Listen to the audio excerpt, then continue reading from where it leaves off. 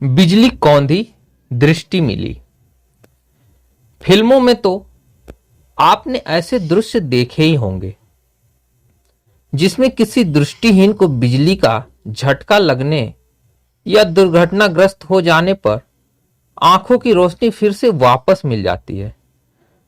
हमें इस पर विश्वास तो नहीं होता और हम इसे सिवाय कोरी कल्पना के और कुछ मानते भी नहीं, लेकिन कभी कभी ऐसा इत्तेफाक जिंदगी में हो ही जाते हैं जिन पर आश्चर्य करने के सिवाय हम कुछ कर भी नहीं पाते, कह भी नहीं पाते, जिनकी गुत्थियां विज्ञान भी नहीं सुलझा पाता है। ऐसे कई मामले रोशनी में आए हैं जिसमें बिजली के कौंधने से दृष्टिहीनों को सचमुच में फिर से दृष्टि मिल गई। नमस्कार दोस्तों, यह कलकत्ते में घटी एक घटना है जो जून 1980 में घटी थी। अपने आप में काफी दिलचस्प और आश्चर्यजनक है यह घटना।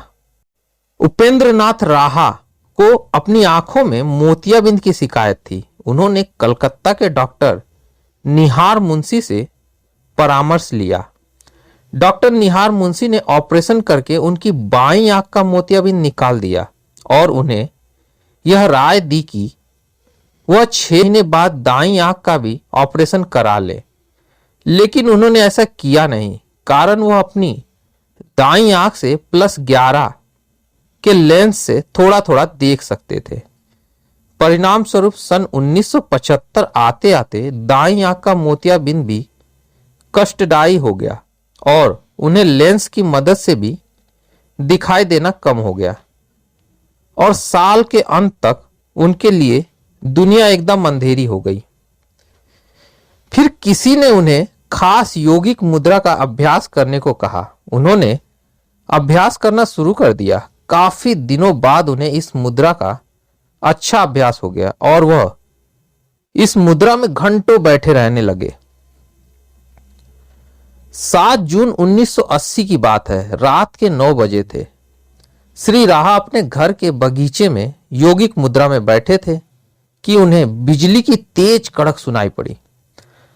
अपने मस्तिष्क पर उन्होंने एक जबरदस्त झटका महसूस किया। 4-5 मिनट तक वे एकदम बेहोश पड़े रहे। फिर धीरे धीरे अपने को सामान्य महसूस किया। उठकर वे घर आए और रात्रि का भोजन करके सो गए। जब सुबह उठे तो पिछले कष्ट भरे दिन गुजर चुके थे।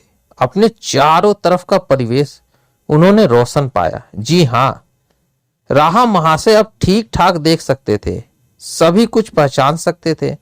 अपने पलंग की चादर, कमरों की दीवारों तथा खुद पहने कपड़ों का रंग भी झट पहचान लिया था उन्होंने।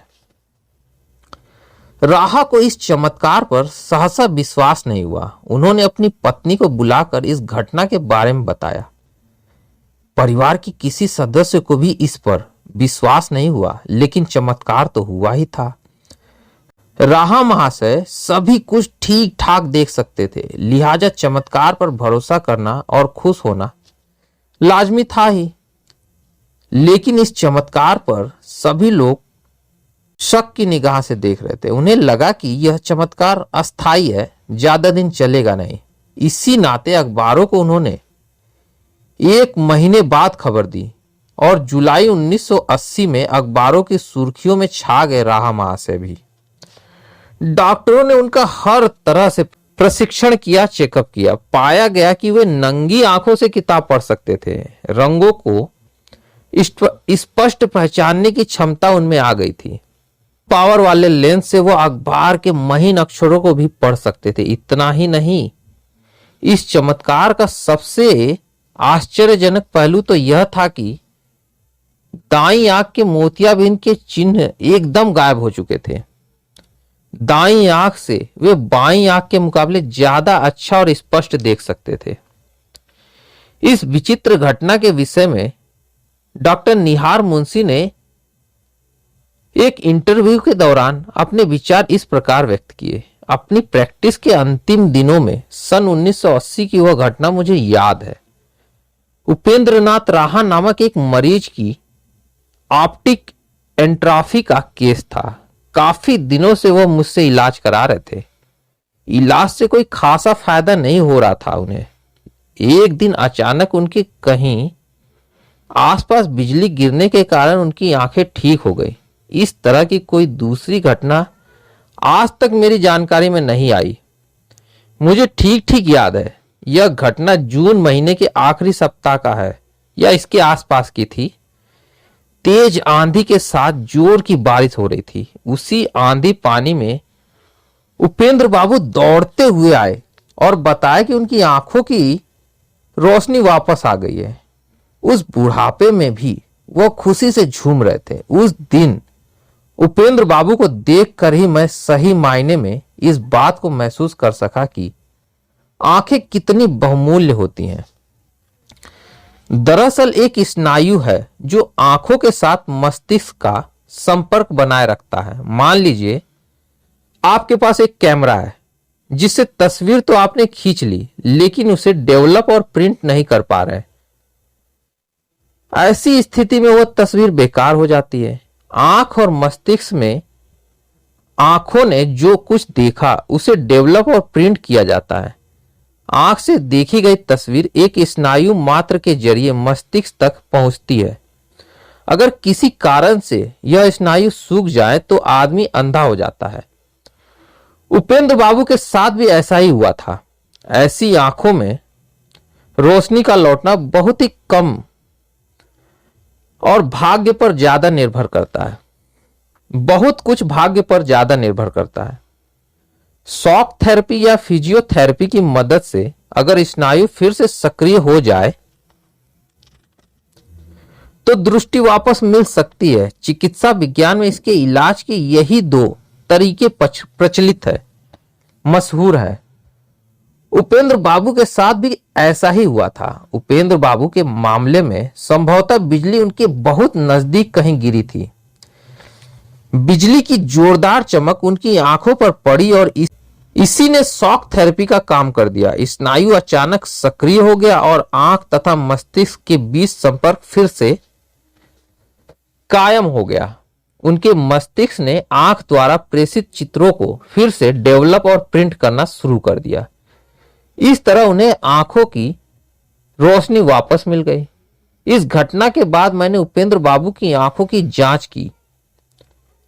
पहले तो मैं हक्का बक्का रह गया। मुझे बेहद खुशी हुई कि एक आदमी को उसकी दृष्टि वापस मिल जाए। यह सचमुच बहुत खुशी की बात है। इसमें खुशी जितनी मरीज को होती है उतनी ही डॉक्टर को भी होती है। एक और घटना फालमाइथ अमेरिका की है। एडविन रॉबिन्सन अच्छे खासे खाते पीते और मस्त आदमी थे। पश्चिमी दुनिया में ऐसो आराम की जो सुविधाएं होनी चाहिए ईश्वर ने उन्हें सब कुछ मुहैया कराई थी। भरा पूरा परिवार, बीवी, बच्चे और छोटा सा व्यवसाय। जिंदगी अमन चैन से गुजर रही थी। मगर एक दिन फैक्ट्री से घर लौटते हुए एक सड़क दुर्घटना में रॉबिन्सन महोदय अपनी आंखें खो बैठे। रंगीन दुनिया के सारे नजारे उनसे दूर हो गए। यूं तो सभी कुछ था उनके पास, पर अब वह दूसरों के सहारे जिंदगी जीने को मजबूर थे। एक गिलास पानी या कॉफी के लिए भी अब बीवी बच्चों के सहारे बैठना पड़ता था। रॉबिन्सन महोदय इस लाचारी के सामने घुटने टेक चुके थे। तभी उनकी अंधेरी दुनिया में वह चमत्कार हुआ कि उनकी सारी खुशियां उन्हें वापस मिल गई और बंद अंधेरी दुनिया के गहरे काले बादल हमेशा के लिए छट गए। क्षण भर में ही उन्होंने महसूस किया कि पिछले 1 वर्ष की त्रासदी सपने की तरह गुम हो चुकी थी और उनके सामने थे जीने के लिए खुश मिजाज और रंगीन दुनिया के भरपूर नजारे। जी, जिस समय यह चमत्कार हुआ, रॉबिन्सन महोदय लॉन में आराम कुर्सी में बैठे हुए अपनी पुरानी यादों को याद कर रहे थे। अचानक उन्होंने बिजली की कड़क सुनाई दी। अचानक उन्होंने बिजली की कड़क सुनी। उन्हें लगा मानो बिजली उन्हीं पर गिर रही थी। यकायक उनका पूरा शरीर झंझना उठा। थोड़ी देर बाद जब उनकी चेतना जागी तो नई दुनिया के सारे दरवाजे उनके लिए खुल चुके थे। जी हां, वे अपने लॉन के सारे पौधों को तथा अपने घर को ठीक ठाक देख पा रहे थे। उन्हें सहसा अपने आप पर विश्वास ही नहीं हुआ। खुशी के मारे रॉबिन्सन महोदय ने अपनी पत्नी मैरी को जोर से बुलाया। मैरी किचन से भागी भागी आई। उससे लगा शायद उसके पति की तबीयत अचानक खराब हो गई। रॉबिन्सन ने दौड़कर मैरी को अपनी बाह भर लिया और बोले, देखो मैरी, ज्योति मुझे वापस मिल गई। मैं अब तुम्हें देख सकता हूं। तुम्हारे बाल, तुम्हारी उंगलियां सिर्फ छू ही नहीं सकता, उन्हें निहार भी सकता हूं। ओ मैरी, थैंक गॉड। आगे उनके मुंह से एक शब्द नहीं निकला। मारे खुशी के मैरी की आंखें नम हो गई। उसने ईश्वर का धन्यवाद दिया और बच्चों को बुलाकर अपनी लौटी खुशियां बांटी। रॉबिन्सन और मैरी की यह खुशी अब मात्र व्यक्तिगत खुशी नहीं रह गई थी। घर से मोहल्ले और अखबारों तक पहुंचकर यह आम खबर बन गई थी। देखते ही देखते रॉबिन्सन को देखने आने वालों की भीड़ लग गई। चिट्ठियां तथा टेलीग्राम के अंबार लग गए थे। दर्जनों अखबारों ने रॉबिन्सन का इंटरव्यू छापा। रातों रात रॉबिन्सन सितारा बन गए। टेलीविजन तक भी इसमें पीछे कैसे रह सकता था। टेलीविजन पर रॉबिन्सन की भेंटवार्ता सारे देशवासियों ने देखी और इस चमत्कार पर विस्मित हुए बगैर न रह सके। अपने साक्षात्कार में रॉबिन्सन ने कहा था, मुझे ऐसा महसूस होता है कि किसी ने मुझे अगले 50 सालों के लिए फिर से चार्ज कर दिया है। इस घटना के बारे में भी डॉक्टरों की आम राय वही थी, अर्थात बिजली गिरने की आवाज के शॉक से रॉबिन्सन को फिर से रोशनी मिली थी।